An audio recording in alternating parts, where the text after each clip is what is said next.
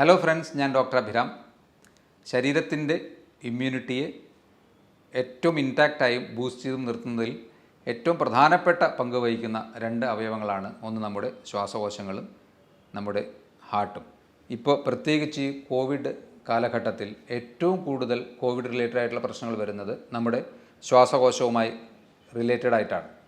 അതുകൊണ്ട് നമ്മുടെ ലങ്സിനെ മാക്സിമം ഇമ്മ്യൂണിറ്റിയോട് കൂടിയും അല്ലെങ്കിൽ അതുപോലെ ദീർഘകാലമായി ലങ് ഡിസീസസ്, ശ്വാസകോശ അസുഖങ്ങളുള്ള വ്യക്തികൾക്കൊക്കെ ഏറ്റവും ബെസ്റ്റായിട്ട് ഉപയോഗിക്കാവുന്ന രീതിയിലുള്ള കുറച്ച് ഭക്ഷണക്രമങ്ങൾ ഞാൻ പറയാം.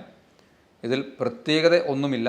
എന്നിരുന്നാലും നിങ്ങൾ ചില കാര്യങ്ങൾ വിട്ടുപോകുന്നുണ്ടെങ്കിൽ അത് നിങ്ങളുടെ ഭക്ഷണ ഡെയിലി റുട്ടീനിലേക്ക് ഉൾപ്പെടുത്താൻ വേണ്ടി കൂടിയാണ് ഈ കാര്യങ്ങൾ പറയുന്നത്. ഈ ഭക്ഷണ കാര്യങ്ങൾ പറയുമ്പോഴും ശ്വാസകോശവുമായി ബന്ധപ്പെട്ട് നമ്മൾ മാക്സിമം ചെയ്യേണ്ട മറ്റു ചില കാര്യങ്ങൾ ശരിയായിട്ടുള്ള വ്യായാമവും അതുപോലെ തന്നെ ശ്വാസകോശത്തിൻ്റെ ഫങ്ഷണൽ കപ്പാസിറ്റിയെ വർദ്ധിപ്പിക്കാവുന്ന രീതിയിലുള്ള എക്സസൈസസ് ഒക്കെ തന്നെയാണ്. അതിൽ ഞാൻ പേരെടുത്ത് ഒന്ന് രണ്ട് എക്സസൈസസ് പറയാം. നിങ്ങൾക്കൊരു പക്ഷേ യൂട്യൂബിലൊക്കെ നോക്കുകയാണെങ്കിൽ അല്ലെങ്കിൽ ഇൻ്റർനെറ്റിലൊക്കെ സെർച്ച് ചെയ്യുകയാണെങ്കിൽ അതിൻ്റെ പ്രൊസീജിയർ മനസ്സിലാകാം. അതിൽ സിമ്പിളായിട്ട് ചെയ്യാവുന്ന രണ്ട് എക്സസൈസസ് യോഗയുമായി റിലേറ്റഡ് ആയിട്ടാണ്. ഒന്ന്, പ്രാണായാമത്തിൽ അനുലോമ വിലോമ പ്രാണായാമം. അതായത് ഒരു മൂക്കിലൂടെ ശ്വാസമെടുത്ത് ഹോൾഡ് ചെയ്ത് മറ്റേ മൂക്കിലൂടെ തിരിച്ചുവിടുന്നു, തിരിച്ചുവിട്ട മൂക്കിലൂടെ തിരിച്ചെടുത്ത് ഹോൾഡ് ചെയ്ത് ഇപ്പുറത്തു കൂടെ തിരിച്ചുവിടുന്നു. അതും പ്ലസ് കപാലഭാതി.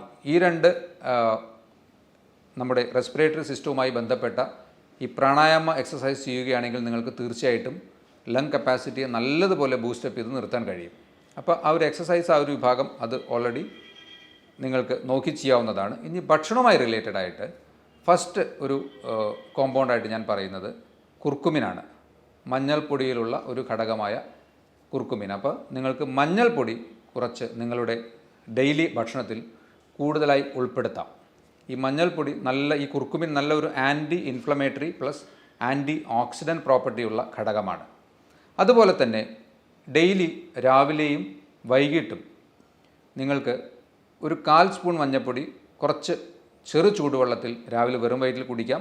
അതുപോലെ തന്നെ രാത്രി കിടക്കാൻ നേരത്ത് ഒന്നുകിൽ വെള്ളത്തിലോ അല്ലെങ്കിൽ കുറച്ച് പാലിലോ ചേർത്ത് കുറച്ച് മഞ്ഞൾപ്പൊടി കഴിക്കുന്നതും ശരിക്കും നമ്മുടെ ഒരു ജനറൽ ഇമ്മ്യൂണിറ്റിയെയും കൂട്ടുന്നതിനും ജനറൽ ഇൻഫ്ലമേഷൻ കുറയ്ക്കുന്നതിനും നല്ല ഒരു ഘടകമാണ്. അതുകൂടാതെ നിങ്ങൾക്ക് 2 നേരവും കുറച്ച് മഞ്ഞൾപ്പൊടി ഒരു ഗ്ലാസ് ചെറു ചൂടുവെള്ളത്തിൽ കുറച്ച് ഉപ്പ് കൂടിയിട്ടിട്ട് ഗാർഗിൾ ചെയ്യുന്നതും നല്ലൊരു ഓപ്ഷനാണ്. ഇത്രയും കാര്യങ്ങൾ ഈ മഞ്ഞൾപ്പൊടിയുമായി ബന്ധപ്പെട്ട് നിങ്ങൾക്ക് ചെയ്യാൻ പറ്റുകയാണെങ്കിൽ നിങ്ങളുടെ ലങ് ഫങ്ഷൻസ് കുറച്ചും കൂടി ബൂസ്റ്റഡ് അപ്പ് ആവും. 2, ബീട്രൂട്ട്. പലരും കോമൺ ആയിട്ട് ഉപയോഗിക്കുന്ന ഒരു ഘടകമാണ്. പക്ഷേ നിങ്ങൾ വിട്ടുപോകുന്നുണ്ടെങ്കിൽ ബീട്രൂട്ട് നിങ്ങളുടെ ഭക്ഷണത്തിൽ കുറച്ചുകൂടി ഉൾപ്പെടുത്തുകയാണെങ്കിൽ നല്ലതായിരിക്കും. ബീട്രൂട്ടിലുള്ള നൈട്രേറ്റ്സ് എന്ന ഘടകം നമ്മളുടെ ബ്ലഡ് വെസൽസിനെ കുറച്ചുകൂടി ഉത്തേജിപ്പിക്കുന്നു. അതുപോലെ തന്നെ അവയെ റിലാക്സ്ഡുമാക്കുന്നു. നമ്മുടെ ശ്വാസകോശത്തിൻ്റെ അറകളിൽ ചെറിയ ചെറിയ കാപ്പിലറീസ് ഒരുപാടുണ്ട്. അപ്പോൾ അവയുടെ പ്രവർത്തനം എത്രത്തോളം നമുക്ക് ബൂസ്റ്റഡപ്പ് ആക്കാൻ പറ്റുന്നുവോ അതുപോലെ തന്നെ റിലാക്സ്ഡ് ആക്കാൻ പറ്റുന്നുവോ അത്രയും ശ്വാസകോശം നല്ല ഫങ്ഷണലായിരിക്കും. പ്രത്യേകിച്ച് ആസ്തമ പോലെ അസുഖമുള്ളവർക്കോ COPD, അതായത് ക്രോണിക് ഒബ്സ്ട്രക്റ്റീവ് പൾമണറി ഡിസീസ് എന്ന് പറയും, അതായത് ദീർഘകാലമായി ലങ്സിനെ ബാധിക്കുന്ന തരത്തിലുള്ള അസുഖങ്ങൾ, അതുപോലെ തന്നെ പൾമണറി ഹൈപ്പർ ടെൻഷൻ, ലങ്സുമായി റിലേറ്റഡ് ആയിട്ട് വരാവുന്ന ഇത്തരം അസുഖങ്ങൾക്കൊക്കെ തന്നെ ഈ ഒരു ബീട്രൂട്ടിലെ ഈ ഘടകങ്ങൾ വളരെ ബെസ്റ്റാണ്. അതുപോലെ ബീട്രൂട്ടിലുള്ള മറ്റൊരു പ്രധാനപ്പെട്ട ഘടകമാണ് പൊട്ടാസ്യം. ആ പൊട്ടാസ്യം വാട്ടർ റിട്ടൻഷനെ തടയുന്നു. പ്രത്യേകിച്ച് പൾമണറി ഹൈപ്പർ ടെൻഷനൊക്കെ ഉള്ള വ്യക്തികൾക്ക് നമ്മുടെ പ്രഷറിനെ ക്രമീകരിച്ച് നിർത്തുന്നതിനും ബീട്രൂട്ട് അതുപോലെ നേന്ത്രപ്പഴം ഇതൊക്കെ ബെസ്റ്റ് ഓപ്ഷൻസാണ്. അപ്പോൾ അതുകൊണ്ട് നിങ്ങൾ ആഴ്ചയിൽ കുറച്ച് ദിവസങ്ങളിലെങ്കിലും ബീട്രൂട്ട് നിങ്ങളുടെ ഭക്ഷണത്തിൽ ഒന്ന് ഉൾപ്പെടുത്തുന്നത് ഏറ്റവും നല്ലതായിരിക്കും. ഇതിൻ്റെ കൂടെ തന്നെ green leafy vegetables, mushrooms, broccoli അത്തരത്തിലുള്ള വെജിറ്റബിൾസും കൂടുതലായി ഉൾപ്പെടുത്തുന്നത് ലങ് ഫങ്ഷനെ കൂട്ടാൻ വേണ്ടി ഏറ്റവും ബെസ്റ്റാണ്. നെക്സ്റ്റ്, വൈറ്റമിൻ C റിച്ച് ആയിട്ടുള്ള ഫുഡ് ഐറ്റംസാണ്. നമുക്കറിയാം ഏറ്റവും ബെസ്റ്റ് ഒരു ആൻറ്റി ഓക്സിഡൻ്റാണ് വൈറ്റമിൻ C. ഡെയിലി നമ്മുടെ ശരീരത്തിന് വേണ്ടത് ഏകദേശം 50 മില്ലിഗ്രാമോളം വൈറ്റമിൻ C ആണ്. വൈറ്റമിൻ C ഈസിലി നമ്മൾക്ക് നമ്മുടെ ചുറ്റുപാടുമുള്ള ഒരുപാട് ഫ്രൂട്ട്സിലൂടെ അവൈലബിൾ ആണ്. പേരയ്ക്ക, നെല്ലിക്ക, നാരങ്ങ ഇത്രയൊക്കെ തന്നെ കഴിച്ചാൽ തന്നെ നിങ്ങൾക്ക് നല്ലതുപോലെ ദിവസേന കുറച്ചെങ്കിലും ഇത് ഉൾപ്പെടുത്തിയാൽ തന്നെ നിങ്ങൾക്ക് വൈറ്റമിൻ C നല്ലതുപോലെ കിട്ടും. Anti inflammatory, antioxidant property vitamin സിക്ക് നല്ലതുമുള്ളതുകൊണ്ട് നമ്മൾ അതും നല്ലതുപോലെ ഉൾപ്പെടുത്തുക. ഇങ്ങനെ ഓരോരോ ഫുഡ് എടുത്തു പറയാൻ കാരണം പലപ്പോഴും നമ്മളൊരു സ്റ്റേപ്പിൾ ഫുഡിലേക്ക് പോകാനുള്ള ടെൻഡൻസി കാണിക്കാറുണ്ട്. അതായത് ഒരു ഗ്രൂപ്പ് ഓഫ് ഭക്ഷണങ്ങൾ മാത്രം, നമുക്ക് ഇഷ്ടപ്പെട്ട ഭക്ഷണങ്ങൾ മാത്രം കഴിക്കുന്ന ഒരു ടെൻഡൻസി. അപ്പോൾ അതൊഴിവാക്കിയിട്ട് നമ്മൾ മറന്നു പോകുന്ന ഈ കാര്യങ്ങൾ കൂടി ഉൾപ്പെടുത്താൻ വേണ്ടിയിട്ടാണ് ഇങ്ങനെ ഓരോ ഭക്ഷണ കാര്യങ്ങൾ എടുത്തു പറയുന്നത്. പലരും കരുതുന്നുണ്ടാവാം ഇതൊക്കെ നമ്മൾ സ്ഥിരമായിട്ട് കഴിക്കുന്നതല്ലേ എന്ന് തന്നെയാണെങ്കിലും അത് ആ ഇഷ്ടപ്പെടുന്ന ഈ ചില ഗ്രൂപ്പ് ഓഫ്, നെല്ലിക്ക എല്ലാവർക്കും ഇഷ്ടപ്പെട്ടോളണമെന്നില്ല. എന്നാൽ നെല്ലിക്കയിൽ ഈ ഒരു ആൻറ്റി ഓക്സിഡൻറ്റ് പ്രോപ്പർട്ടികൾ വൈറ്റമിൻ സി ധാരാളമായി ഉള്ളതുകൊണ്ട് അത് നമ്മൾ കുറച്ച് ബോധപൂർവം അത് നമ്മുടെ ഭക്ഷണത്തിൽ ഉൾപ്പെടുത്താൻ ശ്രദ്ധിക്കുക. അല്ലെങ്കിൽ 1-2 നെല്ലിക്ക ജ്യൂസ് അടിച്ചോ അല്ലെങ്കിൽ കടിച്ച് ചവച്ചോ കഴിക്കാൻ വേണ്ടി ശ്രമിക്കുക. വൈറ്റമിൻ സി അടുത്ത നല്ലൊരു ഓപ്ഷനാണ്. ഇനി കെരാട്ടിനോയിഡ്സ് എന്ന ഒരു ഗ്രൂപ്പ് ഓഫ് ഭക്ഷണത്തിലെ കോമ്പൗണ്ട്സ്.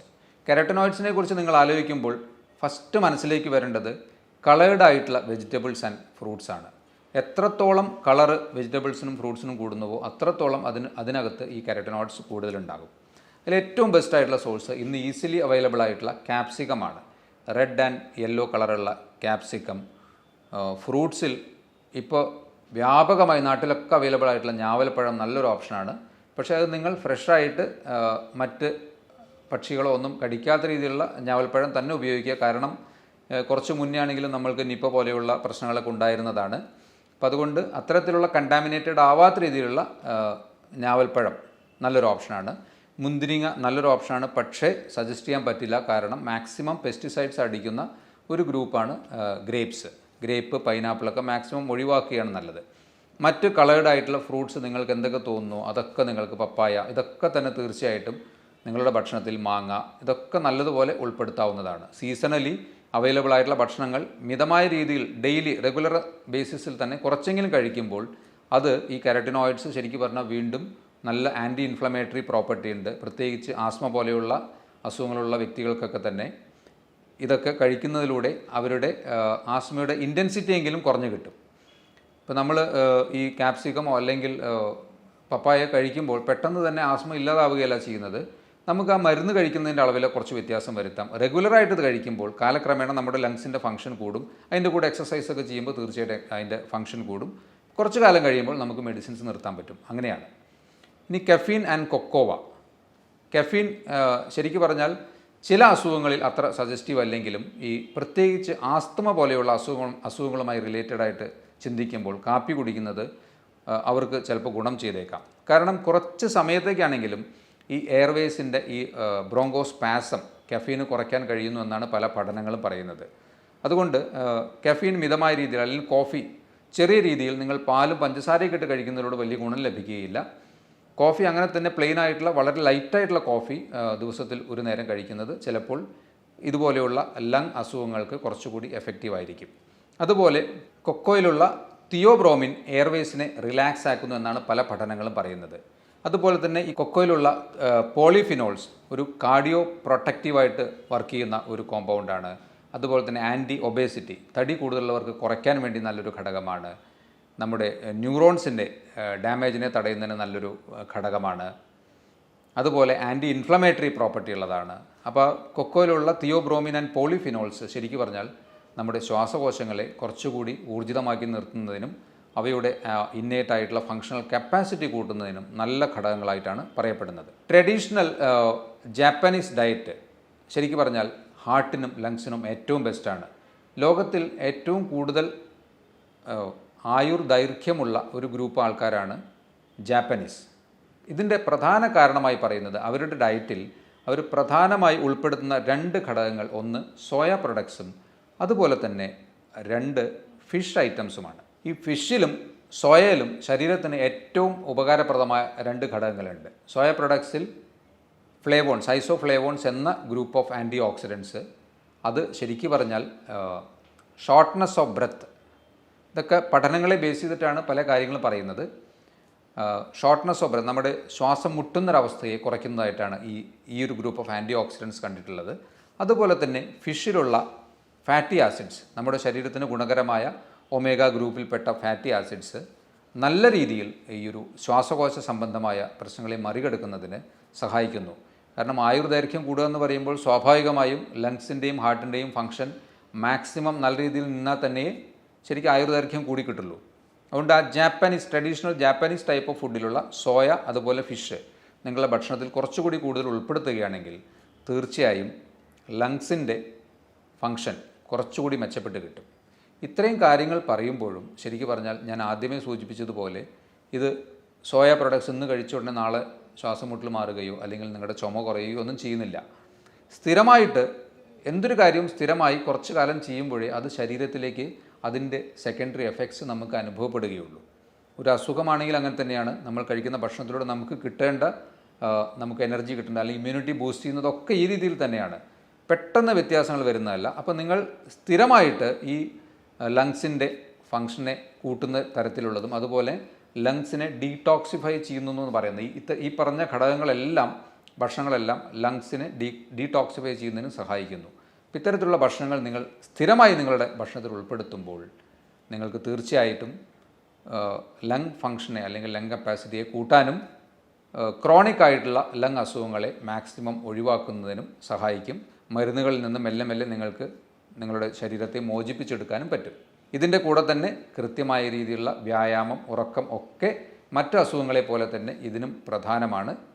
ഇതുപോലെയുള്ള മറ്റൊരു ഹെൽത്ത് ടോപ്പിക്കുമായി വീണ്ടും കാണാം. ബൈ.